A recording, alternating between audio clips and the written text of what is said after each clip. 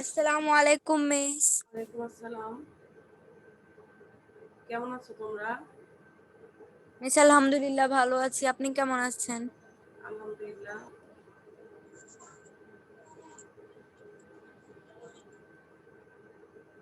Miss আসসালামু আলাইকুম। ওয়ালাইকুম আসসালাম।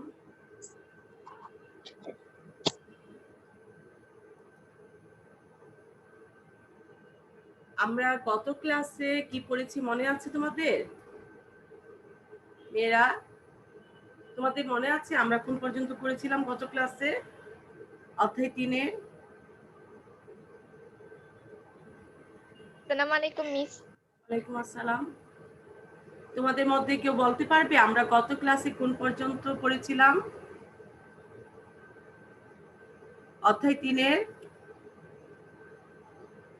আমরা একতরফা দাখিলা পদ্ধতির নিয়ম অনুযায়ী অঙ্ক করেছিলাম না?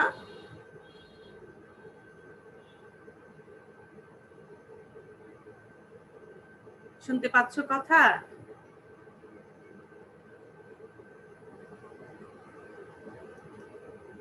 কথা শোনা যাচ্ছে আমার?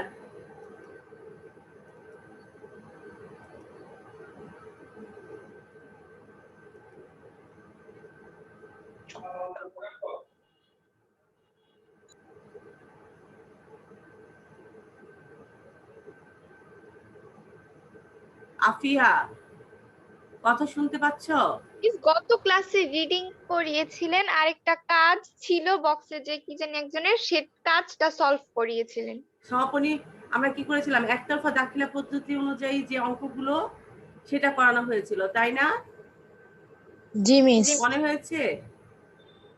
জি মিস। প্রারম্ভিক মূলধন, সমাপনী মূলধন নির্ণয় করে তারপর আমরা কিভাবে লাভ ক্ষতি নির্ণয় করি আমরা সেটা শিখেছিলাম গত ক্লাসে। দেখো আমাদের জি মিস, পরে প্রারম্ভিক মূলধন এগুলো শেখা হয়েছিল, হ্যাঁ এগুলো। প্রারম্ভিক, আচ্ছা ঠিক আছে। গত ক্লাসটা যদি তোমরা মনোযোগ সহকারে শোনো তাহলে এখন আমি প্রশ্ন করছি। ফাইজা, শুনতে পাচ্ছ? ফাইজা তাহসিন। জি মিস, শুনতে পাচ্ছি। হ্যাঁ, ফাইজা বলো তো প্রারম্ভিক মূলধনের পরিমাণ আমরা কিভাবে নির্ণয় করব?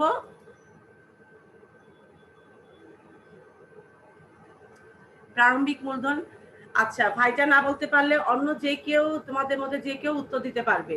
মিস আমি বলি। আচ্ছা সাবিকুন নাহারি বলো এখন, তারপর এটা তুমি বলবে। হ্যাঁ বলো। প্রারম্ভিক মূলধন বের করতে হয় প্রারম্ভিক মোট সম্পদ হতে প্রারম্ভিক মোট দায় বিয়োগ করলে প্রারম্ভিক মূলধন পাওয়া যায়। হ্যাঁ, থ্যাংক ইউ। প্রারম্ভিক মোট সম্পদ থেকে প্রারম্ভিক মোট দায় আমরা যদি মাইনাস করি তাহলে প্রারম্ভিক মূলধনের পরিমাণ পাবো। এখন প্রারম্ভিক সম্পদ এবং দায় বলতে আমরা কি বুঝি, কে বলতে পারবে তোমাদের মধ্যে? প্রারম্ভিক সম্পদ এবং দায় বলতে কি বুঝি? কেউ বলতে পারবে তোমাদের মধ্যে?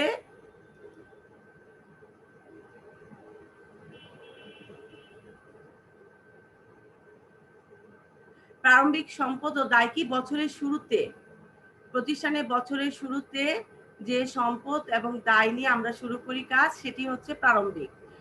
আর সমাপনীটা কি বছরের শেষ তারিখে, অর্থাৎ যদি হিসাবকাল জানুয়ারি 1 তারিখ থেকে শুরু হয় তাহলে শেষ হবে হচ্ছে হিসাবকাল 31 ডিসেম্বর। 31 ডিসেম্বর শেষ তারিখে যে সম্পদ এবং দায় থাকবে সেটিকে বলা হচ্ছে সমাপনী সম্পদ ও দায়। বুঝতে পেরেছ? জি মিস। আচ্ছা, আমরা এখন দেখো আমাদের অনুশীলনীতে যে প্রশ্নগুলো আছে বহু নির্বাচনী, আগে সেগুলো নিয়ে আলোচনা করব। আমরা অধ্যায় 3-এর একেবারে শুরু থেকে পর্যায়ক্রমে সবগুলো আমরা থিওরি বলো, তারপর অঙ্ক কিছু ছিল কাজ হিসাবে, আমরা সেগুলো সমাধান করেছি আমাদের ক্লাসে। আজকে আমরা অনুশীলনী যে বহু নির্বাচনীগুলো আছে সেগুলো আলোচনা করে আমরা সৃজনশীল প্রশ্নে যাব। তারপর ওই প্রথম অধ্যায় যেরকম 1 থেকে 60 পর্যন্ত বহু নির্বাচনী প্রশ্ন তোমাদের মুখে মুখে পড়া ধরা হয়েছিল, ঠিক তেমনি এই তৃতীয় অধ্যায় থেকেও আমি ওভাবে কোশ্চেনগুলো দিব। কিন্তু আমরা আগে আমাদের বইয়ের পাঠ্য বইয়ের যেগুলো আছে সেগুলো শেষ করে আগে ওগুলো কমপ্লিট করব। তাহলে এখন এখান থেকে আমি প্রশ্ন নাম ধরে ধরে বলবো, তোমরা উত্তরগুলো দিবে। আনিশা, আনিশা বলো। জি মিস। হ্যাঁ, আনিশা বলো, হিসাব সংরক্ষণের জন্য দুতরফা দাখিলা পদ্ধতি বেশি জনপ্রিয় কেন? সঠিক উত্তর কোনটি হবে? পূর্ণাঙ্গ এবং বিজ্ঞানসম্মত পদ্ধতি বলে। আচ্ছা, থ্যাংক ইউ। পূর্ণাঙ্গ এবং বিজ্ঞানসম্মত পদ্ধতি বলে। তোমাদের যাদের মানে তোমাদের মধ্যে যে কেউ একজন দায়িত্ব দিয়েছিলাম স্ক্রিনশট করে পাঠিয়ে দিবে, মিস সেটা আপনাকে দিয়ে দিবে। মেসেজ দিয়েছি। আচ্ছা ঠিক কিন্তু আছে, মিস থ্যাংক আপনি ইউ। থ্যাংক ইউ, আমি এগুলো সব একসাথে কালেক্ট করব। থ্যাংক ইউ, ঠিক আছে, তুমি দিও মা। তারপর দেখো 2 নম্বর কোশ্চেন। 2 নম্বর কোশ্চেনে সামিয়া হাসান, সামিয়া হাসান বলো, দুতরফা দাখিলা পদ্ধতির বৈশিষ্ট্য হলো এই পদ্ধতিতে দাতা ও গ্রহীতা দুটি পক্ষ থাকবে। অপশন 1, অপশন 2 মোট ডেবিট অঙ্ক সর্বদাই মোট ক্রেডিট অঙ্কের সমান হবে। অপশন 3 গ্রহীতা হিসাব ক্রেডিট ও দাতার হিসাব ডেবিট হবে। কোনটি হবে বলো?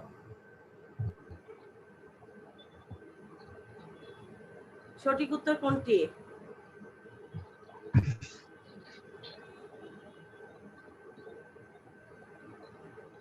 আচ্ছা, সাইমা হাসান দিঘি বলতে পারছো না? ঠিক আছে, অন্য কেউ একজন বলো, তোমাদের মধ্যে কে বলতে পারবে? কোনটি হবে? তাসলিম?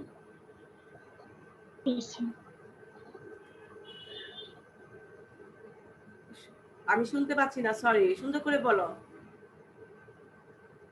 কোনটি হবে? কোনটি হবে? আই ও ডবল আই। ক, ঠিক আছে, থ্যাংক ইউ, ক হবে। দেখো, এই পদ্ধতিতে দাতা ও গ্রহীতা দুটি পক্ষ থাকবে। মোট ডেবিট অঙ্ক সর্বদাই মোট ক্রেডিট অঙ্কের সমান হবে। অপশন 1 আর 2, অর্থাৎ আমাদের সঠিক উত্তর হচ্ছে ক। গ্রহীতার হিসাব ডেবিট হবে আর দাতার হিসাব ক্রেডিট হবে, এটা এই জন্য এটি আমাদের সঠিক উত্তর না, অপশন 3। তারপর প্রশ্নটি খেয়াল করো।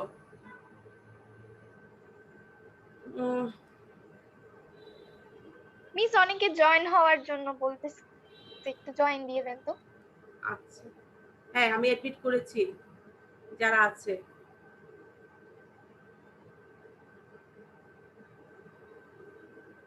লামিয়া রহমান, লামিয়া রহমান শুনতে পাচ্ছ?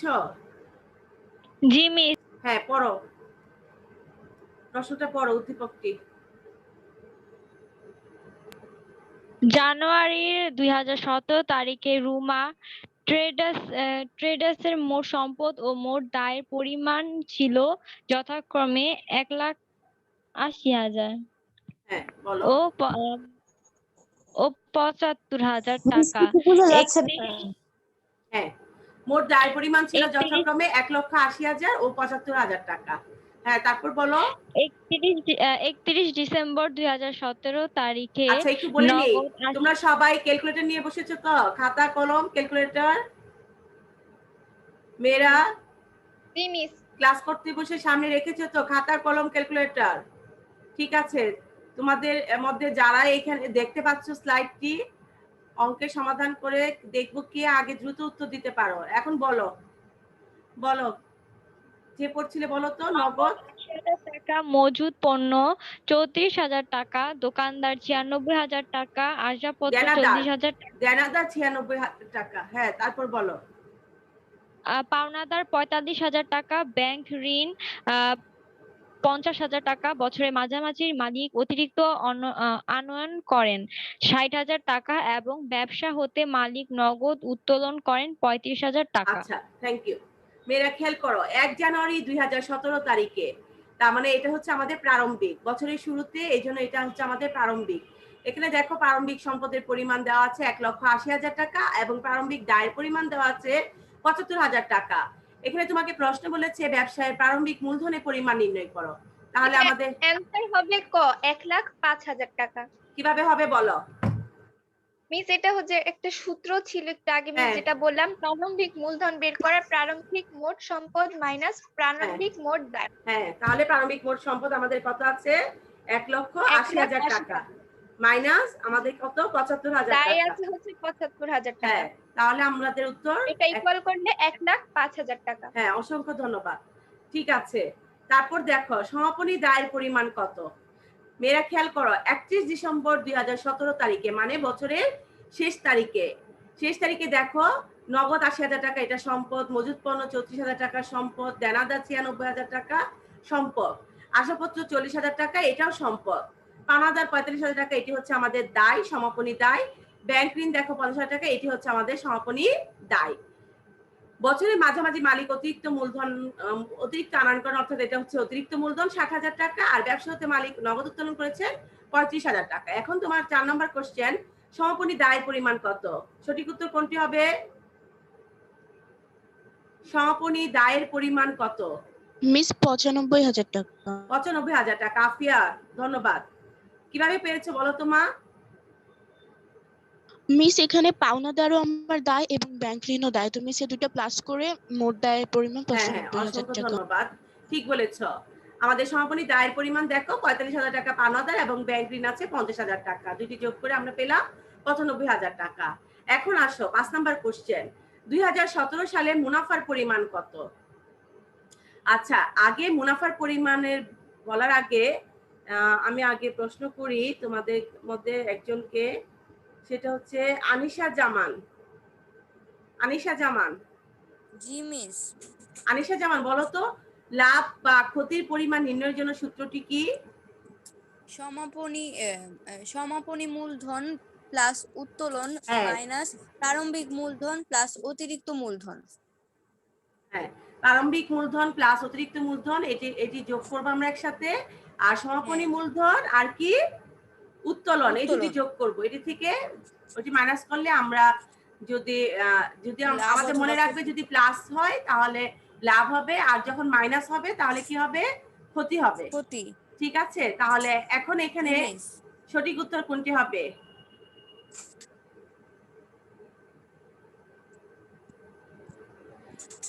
আচ্ছা মেয়েরা খাতা কলম সামনে রাখো, কাজ করো। দেখো আমাদের যে সূত্র সেখানে আমাদের কি লাগবে? সমাপনী মূলধন লাগবে, তাই না? রেসপন্স করো, আমাদের এখন কি লাগবে? সমাপনী মূলধন লাগবে না? আমাদের প্রশ্নে কিন্তু সমাপনী মূলধন নেই, মানে আমাদের সমাপনী মূলধনের পরিমাণ দেওয়া নেই।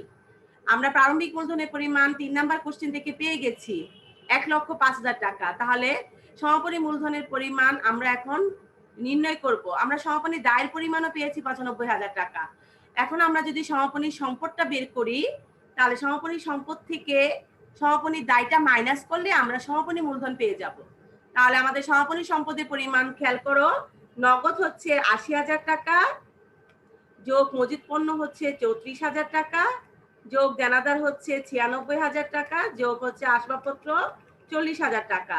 এই হচ্ছে আমাদের সমাপনী সম্পদ 2,50,000 টাকা। 2,50,000 টাকা সমাপনী সম্পদ থেকে সমাপনী দায় আমরা পেয়েছিলাম 95,000 টাকা, এটা আমরা মাইনাস করব। তাহলে আমাদের সমাপনী মূলধনের পরিমাণ হচ্ছে 1,55,000 টাকা। আমার সাথে কি তোমাদের হয়েছে ক্যালকুলেশন?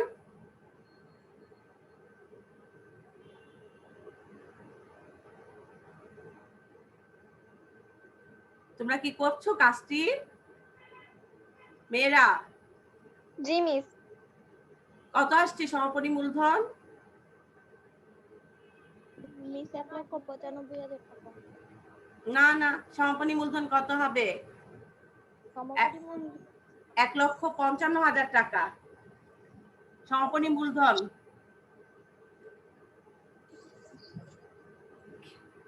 খেয়াল করো, আমি আবার বলছি, সমাপনী সম্পদ থেকে সমাপনী দায় মাইনাস করলে আমরা সমাপনী মূলধন পেয়ে যাব।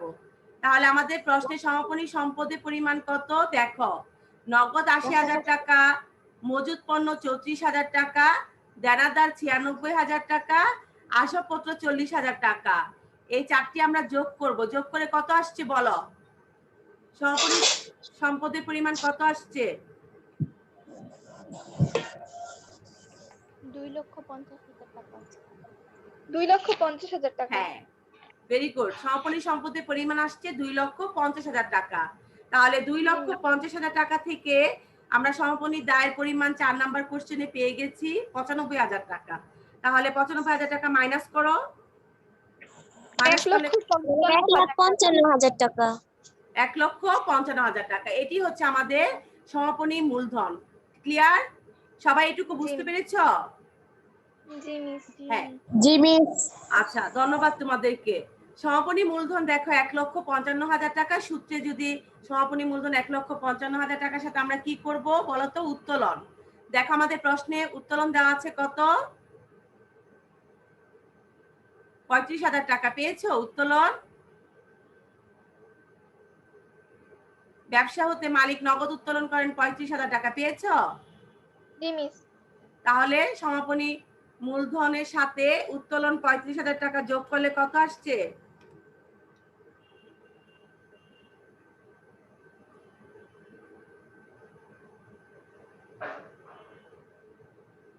1,90,000 টাকা আসছে। তোমাদের একটু দ্রুত করতে হবে। মিস এটা কি যোগ করতে হবে? হ্যাঁ, সমাপনী মূলধনের সাথে উত্তোলন যোগ করব না? ও আচ্ছা জি মিস, তাহলে আসছে 1,90,000 টাকা। হ্যাঁ, 1,90,000 টাকা। আর এই পাশে কি করব আমরা? প্রারম্ভিক মূলধনের সাথে অতিরিক্ত মূলধন যোগ করব। প্রারম্ভিক মূলধন আমরা পেয়েছিলাম কত? 1,05,000 টাকা। কত পেয়েছিলাম? 1,05,000 টাকা। হ্যাঁ, অতিরিক্ত মূলধন দেখো আমাদের প্রশ্নে আছে 60,000 টাকা। কত টাকা? 60,000 টাকা। তাহলে কত হলো? 1,65,000 টাকা। হয়েছে 1,65,000 টাকা। তাহলে এখন কি করতে হবে?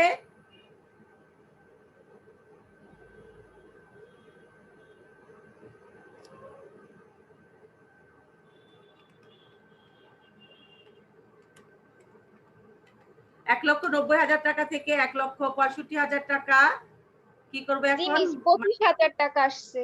25,000 টাকা। তাহলে আমাদের সঠিক উত্তর কি? মুনাফা ক হবে 25,000 টাকা। 25,000 টাকা। সবাই বুঝতে পেরেছো? জি মিস। ক্লাসে যারা উপস্থিত আছে সবাই বুঝতে পেরেছো মুনাফার পরিমাণ 25,000 টাকা কিভাবে বের করা হয়েছে? জি মিস।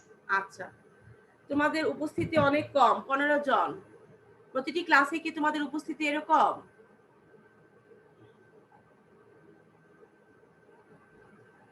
মিস যেগুলা কমন ক্লাস সেই ক্লাসগুলোতে 50 এরকম 55 জন থাকে মানে না হলে সায়েন্স এভাবে আর্টস কমার্স মিলে, সায়েন্স আর্টস কমার্স মিলে হয় কত? 50 জন।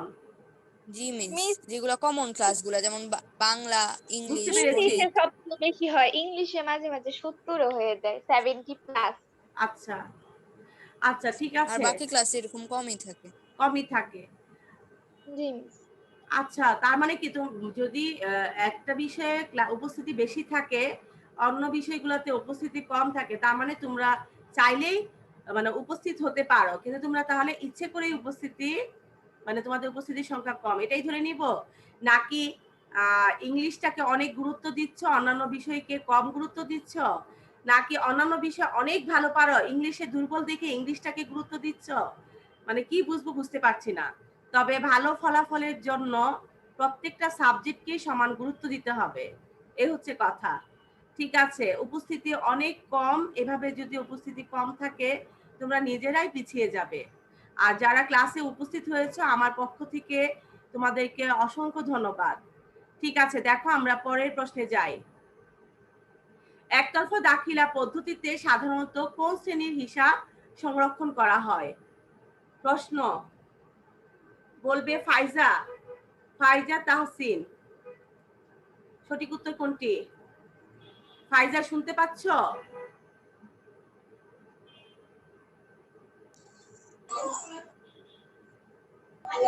জি মিস শুনতে পাচ্ছি। সঠিক উত্তর কোনটি হবে? অপশন 1 হচ্ছে সম্পদ, অপশন 2 দায়, অপশন 3 হচ্ছে ব্যয়। সঠিক উত্তর কোনটি?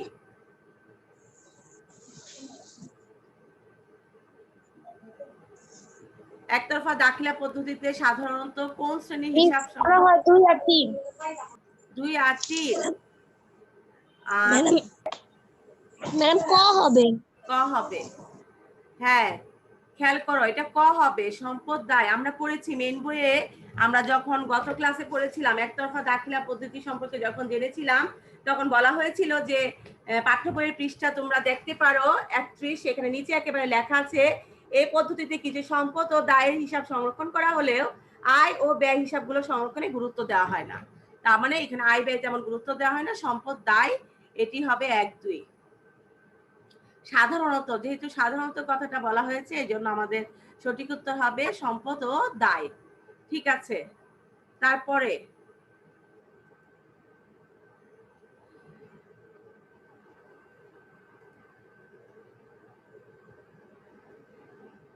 সুভা, সুভা শুনতে পাচ্ছ?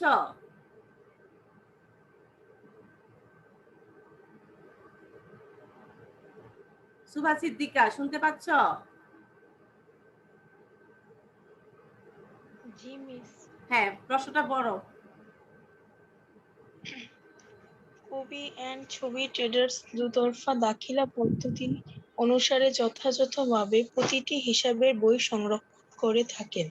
2017 সালের ডিসেম্বর মাসে ব্যবসায় সংগঠিত লেনদেনগুলো নিম্নরূপ: ডিসেম্বর 1, নগদ 15 লাখ টাকা মূলধন ব্যবসায় আনা হলো। ডিসেম্বর 12, 2,50,000 টাকা কাপড় ধারে ক্রয় করা হলো।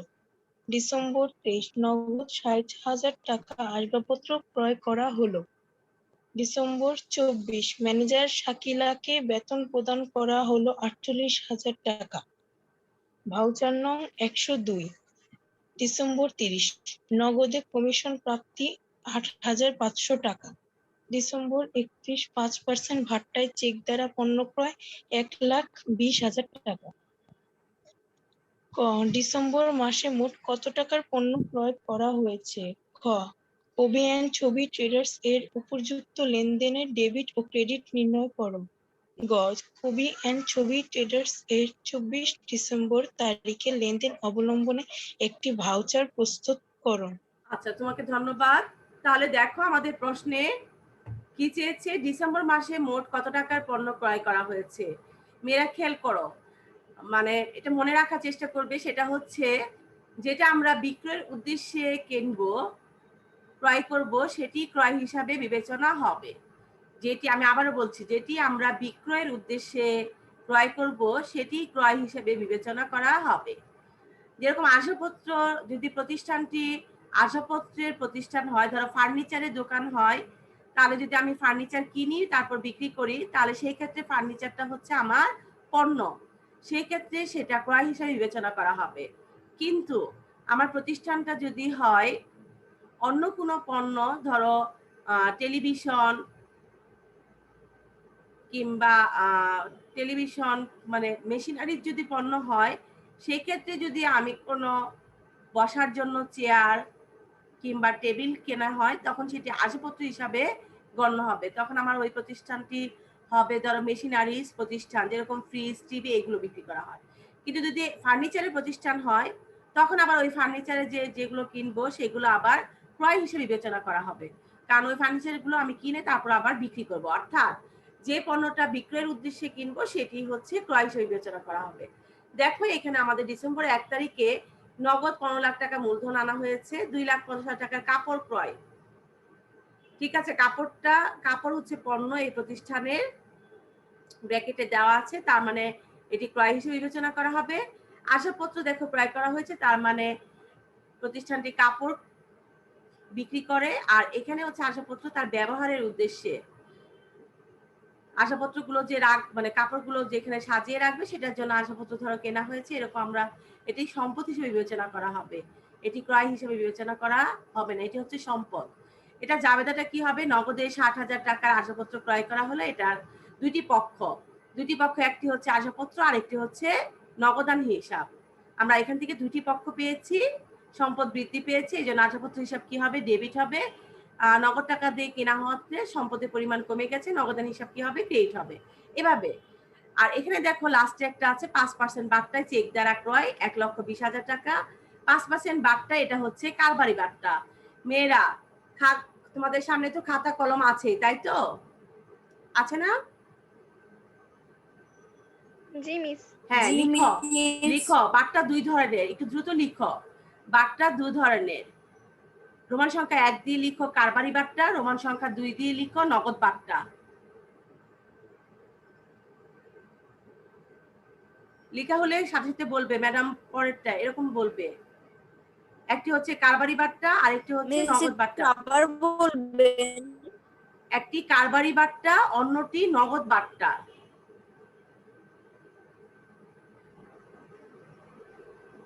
তোমাদের মধ্যে কেউ কি বলতে পারবে কারবারি বাট্টা কি? কারবারি বাট্টার নাম শুনেছো? কারবারি বাট্টাটা হচ্ছে যখন পণ্য ক্রয় বিক্রয় করা হয় তখন যে ছাড়টা দেওয়া হয় সেটি হচ্ছে কারবারি বাট্টা। অর্থাৎ ক্রয়ের উপর বাট্টা, বিক্রয়ের উপর বাট্টা। বাট্টা অর্থ হচ্ছে ছাড়। লিখিত মূল্য থেকে যে ছাড় দেওয়া হয় সেটি হচ্ছে কারবারি বাট্টা। লিখিত মূল্য দেখো 1,20,000 Miss, টাকা। আমি সহজে বলি, আমি আরো সহজ করে বলি। আমরা যখন আরোহী শপিং করতে যাই, তাই না? ধরো সেখানে যদি 10,000 টাকার পণ্য আমরা কিনলাম আড়ং থেকে, সেখানে বলা হলো কারবারি বাট্টা 10%, তাহলে আমি 10,000 টাকার 10% বাট্টা পেলাম কত? 1,000 টাকা। তাহলে আমার কত টাকা দিতে হবে বলো? 9,000 টাকা। হ্যাঁ, তার মানে কি লিখিত মূল্য কত ছিল? 10,000 টাকা। 10,000 টাকা লিখিত মূল্য থেকে বাট্টা পেয়েছি 1,000 টাকা, সেটা আমরা মাইনাস করেছি। মাইনাস করার পর কত টাকা? 9,000 টাকা। তাহলে আমাদের খরচ কত হলো? আমাদের খরচ হলো 9,000 টাকা। আমরা কি বলবো? যদি বলে যে তোমার ড্রেসটির দাম কত, তাহলে তুমি বলবে কত? 9,000 টাকা। তুমি কি বলবে 10,000 টাকা? No miss. বলবো কত? 9,000 টাকা। তার মানে আমি কিনেছি, আমি হচ্ছি ক্রেতা, আমি বলবো 9,000 টাকা। ঠিক তেমনি আরও কি করবে? সে কি বলবে 10,000 টাকা পণ্য বিক্রি করেছে? সে কি বলবে? সে 9,000 টাকার পণ্য হ্যাঁ, বিক্রি করেছে। সে 10,000 টাকা থেকে 1,000 টাকা মাইনাস করেছে। লিখিত মূল্য থেকে, লিখিত মূল্য ছিল 10,000 টাকা, সেখান থেকে 1,000 টাকা মাইনাস করে সে দেখিয়েছে 9,000 টাকার পণ্য বিক্রি করেছে। তার মানে বিক্রেতাও বলবে সে 9,000 টাকার পণ্য বিক্রি করেছে এবং ক্রেতাও বলবে ড্রেসটির দাম 9,000 টাকা। তার মানে কি দেখো, না ক্রেতা এটার জন্য হিসাব রাখছে, না বিক্রেতা এটার জন্য হিসাব রাখছে। রাখছে কি? ক্রেতা বিক্রেতা এটার কোনো হিসাব রাখছে? কেউ রাখছে না। বিক্রেতাও দেখাচ্ছে 9,000 টাকা, ক্রেতাও দেখাচ্ছে 9,000 টাকা, কারণ ক্রেতাও মাইনাস করেছে, বিক্রেতাও মাইনাস করেছে। এটা কি? এটাকে কারবারি বাট্টাকে আমি ক্লাসে যখন তোমাদের স্কুলে যখন ক্লাস নেই তখন আমি এটাকে কলার খোসার মতো তুলনা করি। আমরা কলাটা খেয়ে ফেলি, খোসাটা ফেলে দেই। ঠিক তেমনি কারবারি বাট্টা, এই যে 5% বাট্টা দেখেছ, এই কারবারি বাট্টায় যখন কেনা বেচা হবে, ক্রয় বিক্রয় হবে, তখন আমরা সেটা মাইনাস করব। কি করব? কারবারি বাট্টা কি করব আমরা? মাইনাস করব। হ্যাঁ, মাইনাস করব। কারবারি বাট্টা আমরা মাইনাস করব। কারবারি বাট্টার নাম কি? একটি হচ্ছে ক্রয় বাট্টা, আরেকটি হচ্ছে বিক্রয় বাট্টা। ক্রয় বাট্টা, বিক্রয় বাট্টা একসাথে হচ্ছে কি? কারবারি বাট্টা। তাহলে কারবারি বাট্টা আমরা যখনই দেখব অঙ্কে, তখনই আমরা মাইনাস করব। এই হচ্ছে আমাদের প্রথম কাজ। আর নগদ বাট্টাটা কি? আমরা যে বাকিতে পণ্য কেনা বেচা করি, বাকিতে পণ্য ধারে, ঠিক আছে, ধারে পণ্য বিক্রয়ের ফলে কি সৃষ্টি হয়? দেনাদের সৃষ্টি হয়, আমরা জেনেছি। আর দাঁড়ে পণ্য ক্রয়ের ফলে কি সৃষ্টি হয়? পাওনাদার সৃষ্টি হয়, এটা আমরা জেনেছি। তাহলে দেনাদার এবং পাওনাদারের টাকা দ্রুত নিষ্পত্তির জন্য যে ছাড় দেওয়া হয় সেটিকে বলা হয় নগদ বাট্টা। সেটিকে কি বলা হয়? নগদ বাট্টা। ধরো আনিশা, আনিশা হচ্ছে দেনাদার। আনিশার কাছে টাকা প্রতিষ্ঠান, ধরো আমি প্রতিষ্ঠান, আমি আনিশার কাছে টাকা পাবো। আনিশার কাছে আমি 10,000 টাকা পাবো। আমি আনিশাকে বললাম আজকের মধ্যে যদি তুমি টাকাটা পরিশোধ করো তাহলে তোমার 9,500 টাকা দিলেই হবে, তোমার 10,000 টাকা দেওয়া লাগবে না। এই যে 500 টাকা, তাহলে আনিশার জন্য এটা কি? আনিশার জন্য এটা হচ্ছে প্রাপ্ত বাট্টা। কি বাট্টা আনিশার জন্য? প্রাপ্ত বাট্টা। হ্যাঁ, আনিশার জন্য এটি আয়, আর আমার জন্য এটি কি? ব্যয়। আমার জন্য এটি হচ্ছে প্রদত্ত বাট্টা। আমার জন্য এটি কি? প্রদত্ত বাট্টা। আমি এটা প্রদান করেছি। আমার জন্য এটি ব্যয়, আনিশার জন্য এটি কি? আয়। এরকম দেনাদার পাওনাদারের টাকা দ্রুত নিষ্পত্তির জন্য যে ছাড় দেওয়া হয় সেটি হচ্ছে তোমার নগদ বাট্টা। ক্লিয়ার? কারবারি বাট্টা, নগদ বাট্টা বুঝতে পেরেছো? আচ্ছা, আরেকটি বাট্টা আছে, তোমরা এটি যখন উপরে ক্লাসে যাবে তখন সেই সম্পর্কে জানবে। আমি শুধু একটু বলে নিচ্ছি, সেটি হচ্ছে নমুনা বাট্টা। সেটি কি বাট্টা? নমুনা বাট্টা। তোমরা দেখবে, হ্যাঁ বিজ্ঞাপন দেখবে, শ্যাম্পু বিজ্ঞাপন দেখায় কি, শ্যাম্পু আছে অ্যারো চিহ্ন দিয়ে দেখায় 25% কিংবা 10% বাড়তি দেখায়, এরকম এক্সট্রা, এরকম অ্যারো চিহ্ন দিয়ে বলে এক্সট্রা। এই যে এক্সট্রা যেটা, এটাই হচ্ছে তোমার নমুনা বার্তা। এটা কি নমুনা বার্তা, এটা হচ্ছে বেশি পণ্যের সাথে। ম্যাগি নুডলস এর 10 প্যাকেট থাকলো, 2 প্যাকেট অতিরিক্ত দিয়ে দিল, এই যে বার্তা, এটা হচ্ছে দাম একই থাকলো, এটাকে বলা হচ্ছে কি নমুনা বার্তা। এটা যখন উপরে ক্লাসে উঠবে অর্থাৎ কলেজে যাবে তখন এই সম্পর্কে আরো বিস্তারিত জানবে। আমরা এখন সাধারণত জানবো বার্তা দুই ধরনের, আমাদের এই দুই ধরনের কাজ, একটি হচ্ছে নগদ বার্তা আর একটি হচ্ছে কারবারি বার্তা। আচ্ছা তাহলে দেখো, ক প্রশ্নে ডিসেম্বর মাসে মোট কত টাকার পণ্য ক্রয় করা হয়েছে কে বলতে পারবে? দেখো 2,50,000 টাকার পণ্য ক্রয় করা হয়েছে, আর এখানে 31 তারিখে আছে 5% বার্তায় চেক দ্বারা পণ্য ক্রয়। হ্যাঁ, একটি ধারে ক্রয় আর একটি হচ্ছে চেকের দ্বারা ক্রয়।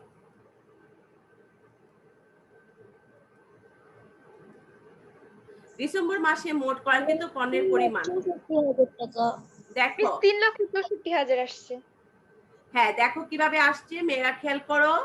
ধারে পণ্য ক্রয় হচ্ছে 2,50,000 টাকা, চেকে পণ্য ক্রয় আমাদের আছে 1,20,000 টাকা। কারবারি বারটা আমি কি বলেছি, মাইনাস করব, তাহলে মাইনাস কারবারি বারটা 1,20,000 ইন্টু 5%। 1,20,000 টাকার 5% কত আসছে তোমাদের? 6,000 টাকা। 6,000 টাকা। 1,20,000 টাকা থেকে 6,000 টাকা মাইনাস করে কত পেলাম? 1,14,000 টাকা। তাহলে চেকে আসলে পণ্য ক্রয় করা হয়েছে কত? 1,14,000 টাকা।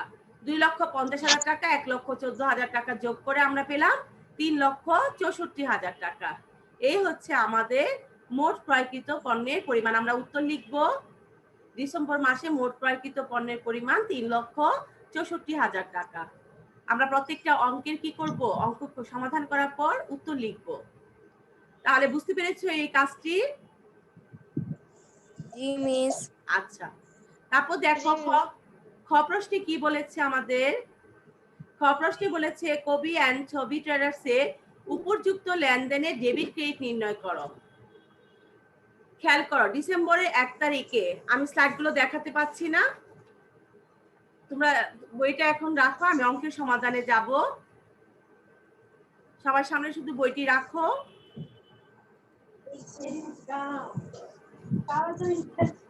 কপি এন্ড ছবি ট্রেডার্স এর লেনদেনে ডেবিট ক্রেডিট নির্ণয়, তোমাদের সুবিধার জন্য আমি ভিন্ন ধরনের কালি ব্যবহার করেছি। দেখো আমাদের 1 তারিখে বলেছিল নগদ 15,000 টাকা মূলধন ব্যবসা আনা হলো, তার মানে নগদান হিসাব ডেবিট, মূলধন হিসাব কি হবে? ক্রেডিট, তাই না? যেহেতু কারবারের সম্পদ বৃদ্ধি পেয়েছে নগদ টাকা আসাতে, এই জন্য নগদের হিসাব সম্পদ বৃদ্ধি পাওয়াতে নগদের হিসাব ডেবিট হয়েছে। পাশাপাশি মূলধন আনাতে মালিকানা সত্ত্বের পরিমাণ বেড়ে গেছে, মালিকানা সত্ত্বের পরিমাণ বৃদ্ধি পেলে কি হবে? ক্রেডিট হবে, এই জন্য মূলধন হিসাব কি হলো? ক্রেডিট হলো। ডিসেম্বরের 12 তারিখে বলা হয়েছে 2,50,000 টাকার পণ্য ধারে ক্রয়। আমরা জানি ধারে পণ্য ক্রয় করলে কি সৃষ্টি হয়? পাওনাদার সৃষ্টি হয়। পাওনাদার হিসাব। হ্যাঁ, পাওনাদার সৃষ্টি হয়। পাওনাদার হলো, ধারে পণ্য ক্রয় করেছি, আমার এই টাকাটা কি করতে হবে? পরিশোধ করতে হবে। যেহেতু পরিশোধ করতে হবে, দায়ের এটা আমার দায় বৃদ্ধি পেয়েছে। আমরা জানি দায় বৃদ্ধি পেলে কি হয়? ক্রেডিট হয়। আর ক্রয় করাতে কারবারে খরচ বৃদ্ধি পেয়েছে, আমরা এটাও জানি খরচ বৃদ্ধি পেলে কি হয়? ডেবিট হয়। এই জন্য ক্রয় হিসাব ডেবিট হলো, পাওনাদার হিসাব ক্রেডিট হলো। আমরা দুতরফা দাখিলা পদ্ধতি নিয়ম অনুযায়ী কি জানি যে ডেবিট টাকা এবং ক্রেডিট টাকা কি হবে? সমপরিমাণ হবে। দেখো ডেবিট দিকে 2,50,000 টাকা এবং ক্রেডিট দিকে 2,50,000 টাকা। 23 তারিখে ডিসেম্বর 23 তারিখ হবে, ডিসেম্বর 23 তারিখ। ডিসেম্বর 23 তারিখে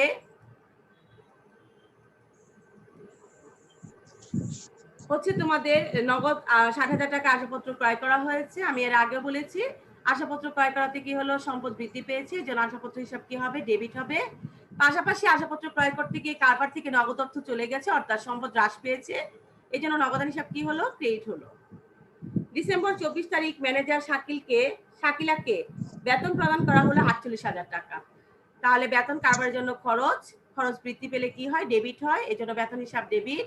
বেতন পরিশোধ করতে গিয়ে কারবার থেকে নগদ অর্থ চলে গেছে, সম্পদ হ্রাস পেয়েছে, এই জন্য নগদের হিসাব কি হলো? ক্রেডিট। ডিসেম্বর 30 তারিখে নগদে কমিশন প্রাপ্তি ৮৫০০ টাকা। কমিশন পাওয়া গেছে, কমিশন কারবারের জন্য আয় বৃদ্ধি পেয়েছে। আমরা জানি আয় বৃদ্ধি পেলে ক্রেডিট, এই জন্য কমিশন আয় হিসাব ক্রেডিট হয়েছে। পাশাপাশি কমিশন পাওয়া গেছে অর্থাৎ কারবারে নগদ অর্থ আসছে, সম্পদের পরিমাণ বেড়ে গেছে, সম্পদ বৃদ্ধি পাওয়াতে নগদের হিসাব কি হলো? ডেবিট হলো। লাস্ট যে লেনদেনটি 5% বার্তায় চেক দ্বারা পণ্য ক্রয় ১,২০,০০০ টাকা।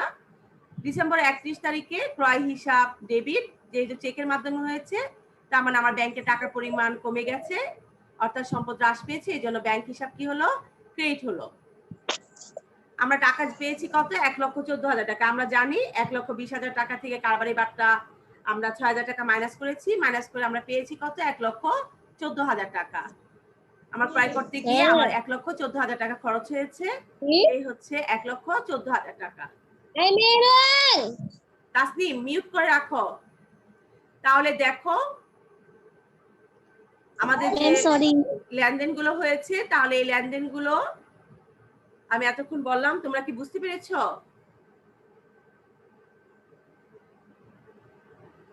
মেয়েরা, জি মিস। কার কোনো প্রশ্ন আছে? No miss. আচ্ছা, তো আমি একটু বলে নেই, আমাদের আর 3 মিনিটের মতো আছে। তোমাদেরকে একটু বলছি, সেটা হচ্ছে নেক্সট ক্লাসে যেদিনই তোমাদের সাথে আমার ক্লাস থাকবে, তোমাদের পরীক্ষা নেওয়া হবে, এরকম কিছু লেনদেন থাকবে, আমি বলবো ডেবিট ক্রেডিট নির্ণয় করতে। এরকম ছকটা হবে তারিখ, সংশ্লিষ্ট হিসাব, ডেবিট ক্রেডিট, টাকা। ঠিক এই ছকের সাহায্যে তোমরা অঙ্কটা করবে। এটা কোনো নির্দিষ্ট ছক না যে এই ছকে হতে হবে, কিন্তু এই ছকেই করার চেষ্টা করবে। আর সবাই ক্যামেরাটা অন রাখবে, ঠিক আছে? যখন আমি পরীক্ষা নিব 10 মিনিট কিংবা 20 মিনিটের একটা পরীক্ষা নিব, তোমরা ক্যামেরা অন করে রাখবে, আমি দেখবো তোমাদেরকে পরীক্ষার সময়। মিস করলাম না, কবে? নেক্সট ক্লাসে, নেক্সট তোমাদের সাথে যেদিনই ক্লাস হবে সেদিনই পরীক্ষা নিব। এর উপর থাকবে। এই যে কিছু লেনদেন দেওয়া থাকবে, তোমরা ডেবিট ক্রেডিট নির্ণয় করবে। ওকে মিস। ঠিক আছে, তারপর মিস আমি আপনাকে মেসেজ, মিস আপনি বলেছিলেন না যে ক্লাস শুরু হওয়ার লাস্টে হ্যাঁ আনিশা, আচ্ছা ঠিক স্ক্রিনশট দিয়েছি মিস, আপনি আচ্ছা শোনো মেয়েরা, আমি আসলে অনেক অসুস্থ, ডাক্তার বাসায় এইভাবে মানে সময় যাচ্ছে, যাই হোক ক্লাস নিচ্ছে আমি, তোমরা দিচ্ছ যে ওইগুলো আমি করব, ওই যে আজকে আমি এই কাজটা করার চেষ্টা করবো ইনশাল্লাহ, ডায়েরিতে লিখে রাখবো। ঠিক আছে, তোমাদেরকে অসংখ্য ধন্যবাদ, তোমরা দিয়ে দিও, আমি তুলে নিব। ঠিক আছে মা, তারপরে কোশ্চেনটা দেখো আমাদের গ নাম্বার কোশ্চেনে ছিল একটি ভাউচার প্রস্তুত করতে। ভাউচারটা হচ্ছে ডেবিট ভাউচার। মেয়েরা, খরচের জন্য যে ভাউচারটা প্রস্তুত করা হবে সেটি হচ্ছে ডেবিট ভাউচার, এবং আয় সংক্রান্ত যে লেনদেনের ফলে যে ভাউচারটি তৈরি করা হবে সেটি হবে আমাদের ক্রেডিট ভাউচার। এটা মনে রাখো। খরচ সংক্রান্ত যে ভাউচারটি প্রস্তুত করা হবে সেটি হবে আমাদের ডেবিট ভাউচার, এবং আয় সংক্রান্ত যে লেনদেনের ভিত্তিতে যে ভাউচারটি প্রস্তুত করা হবে সেটি হবে আমাদের ক্রেডিট ভাউচার। দেখো এখানে 24 তারিখে যেটি, এটি হচ্ছে আমাদের খরচ, এই জন্য এটি হচ্ছে আমাদের ডেবিট ভাউচার। এখানে শুধুমাত্র বলা হচ্ছে একটা ভাউচার প্রস্তুত করা, একটি ভাউচার বলতে হচ্ছে ডেবিট ভাউচার। আমি আবারও বলছি, খরচের জন্য যে ভাউচার প্রস্তুত করতে বলবে সেটি হচ্ছে আমাদের ডেবিট ভাউচার, এবং আয় সংক্রান্ত যদি কোনো লেনদেনের ভিত্তিতে ভাউচার প্রস্তুত করতে বলে সেটি হবে আমাদের ক্রেডিট ভাউচার। তাহলে দেখো, কবি অ্যান্ড ছবি ট্রেডার্সের 24 ডিসেম্বর তারিখে লেনদেন অনুযায়ী প্রস্তুতকৃত ডেবিট ভাউচারটি নিম্নরূপ। আমাদের প্রতিষ্ঠানের নাম কবি অ্যান্ড ছবি ট্রেডার্স, ডেবিট ভাউচার নম্বর আমাদের প্রশ্নে দেওয়াই আছে 102, হিসাব খাতের নাম কি? বেতন হিসাব, তারিখ 24 ডিসেম্বর 2017, যে লেনদেনটি হচ্ছে, গ্রহণকারীর নাম কি? আমরা শাকিলাকে বেতন দিয়েছি, ঠিকানা নেই, আমরা পুরো স্ট্রাকচারটা ঠিকভাবে লিখবো, অর্থাৎ কাঠামোটা, ঠিকানা না থাকলে ঠিকানা লিখে এরকম ডট ডট ডট ডট দিয়ে দেবো। দেখো ক্রমিক নং খরচের বিবরণ, টাকা, বেতন প্রদান 48,000 টাকা। এখানে অনেক, আর যদি বলা হতো 2-3 তারিখের মিলিয়ে বলা যদি হতো তাহলে আরো 2-3-4 এরকম বিভিন্ন খরচগুলো আসতো, যেহেতু আমাদের একটি নির্দিষ্ট করে দিয়েছে তারিখ, বেতন 24 তারিখে বেতন প্রদান করা হয়েছে 48,000 টাকা। এই হচ্ছে আমাদের টাকা, কথায় 48,000 মাত্র। কেশিয়ারের স্বাক্ষর, হিসাব রক্ষকের স্বাক্ষর, ব্যবস্থাপকের স্বাক্ষর, গ্রহীতার স্বাক্ষর। আমাদের